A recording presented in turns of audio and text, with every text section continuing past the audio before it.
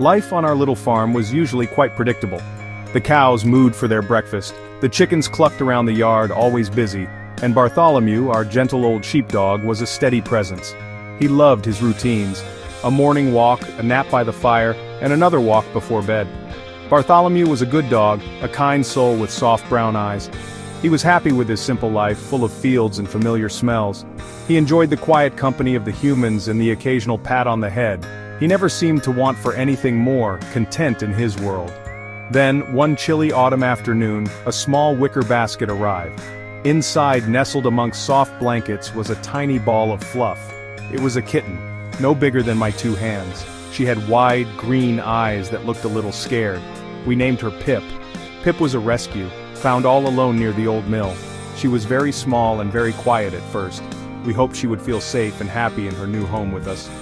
The farmhouse was warm, and there was always a saucer of milk ready for her. We watched her carefully, wanting her to settle in. Bartholomew, bless his heart, was rather puzzled by this new arrival. He sniffed the air with great interest. His big, floppy ears perked up. He cocked his head to one side, a look of utter confusion on his furry face. A cat? In-house? He had met cats before, on his walks. They usually hissed or ran up trees. This tiny creature was different. It didn't run. It just looked at him with those big, watchful eyes. He took a step closer, then seemed to think better of it. He let out a soft, questioning whine.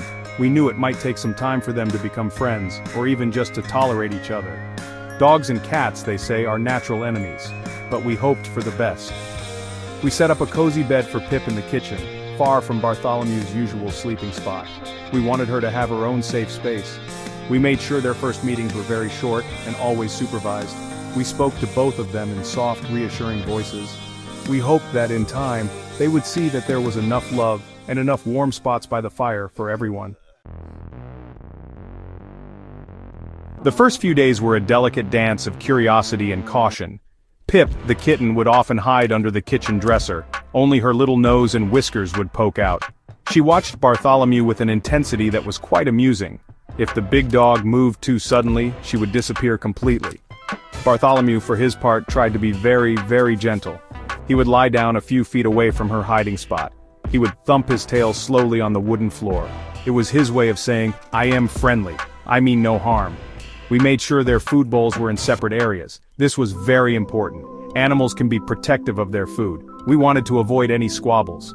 Little by little, Pip grew braver. She started to explore the kitchen when Bartholomew was sleeping. She would creep silently, sniffing at his big paws from a safe distance. Bartholomew would sometimes open one eye and watch her. He never barked. He never chased. He just watched with a patient look. It was as if he understood that she was just a baby, and a bit frightened. One afternoon, something rather sweet happened. I had left an old soft slipper on the rug. Pip discovered it. She pounced on it with great delight. She batted it with her tiny paws. She wrestled with the laces. Bartholomew watched her antics with great interest. His tail gave a happy thump. He seemed to enjoy her playful spirit. He even let out a soft, happy sigh. It was a small moment, but it felt like a step forward. A tiny bridge was being built between them, one soft paw tap at a time. Slowly, the distance between them began to shrink. Pip would venture closer to Bartholomew when he was resting. She might sit a few feet away grooming herself. Bartholomew would sometimes let out a low rumble, almost like a purr. It was his way of showing he was relaxed. We praised them both with gentle words and soft strokes. We wanted them to associate each other's presence with good things. Every calm moment they shared was a victory. We were starting to feel hopeful that these two very different creatures might find a way to live together peacefully. The first real sign of friendship blossoming was during playtime. Pip, being a kitten, was full of boundless energy. She loved to chase anything that moved, a speck of dust, a sunbeam on the floor, or even her own tail. Bartholomew, though older, still had a playful spark.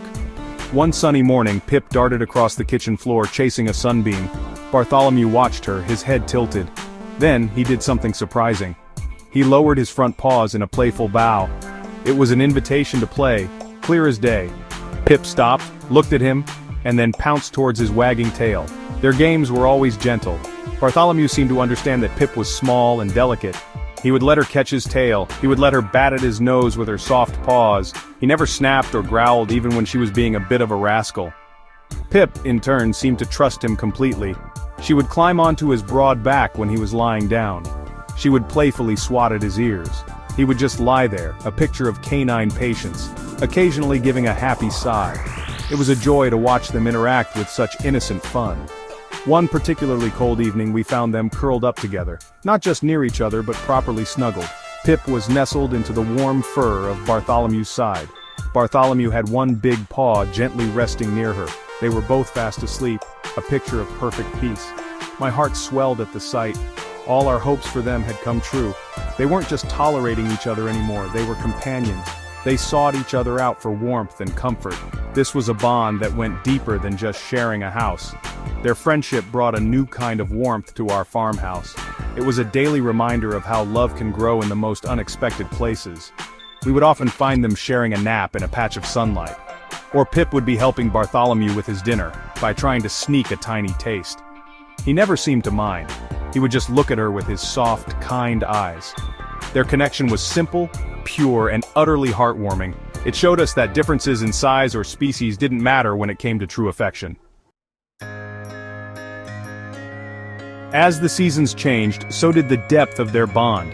Bartholomew became Pip's gentle guardian. If a strange dog barked too loudly in the yard, Bartholomew would position himself between the noise and Pip. He would stand there, solid and reassuring, until Pip felt safe again. And Pip, in her own small way, offered comfort to Bartholomew. If he seemed a bit down, perhaps on a rainy day when he couldn't go for his long walk, Pip would rub against his legs. She would purr loudly, a tiny engine of comfort trying to cheer him up. Their daily routines became intertwined. When Bartholomew came in from his morning walk, Pip would be waiting by the door. She would greet him with a happy chirp and a rub against his legs. He, in turn, would give her a gentle lick on the top of her head. They would often share quiet moments together, simply existing in the same space. Sometimes, Pip would knead her paws on Bartholomew's soft fur as if he were the biggest, warmest cushion in the world. He never flinched, just closed his eyes and seemed to enjoy the attention from his little friend. The emotional connection between them was plain for all to see.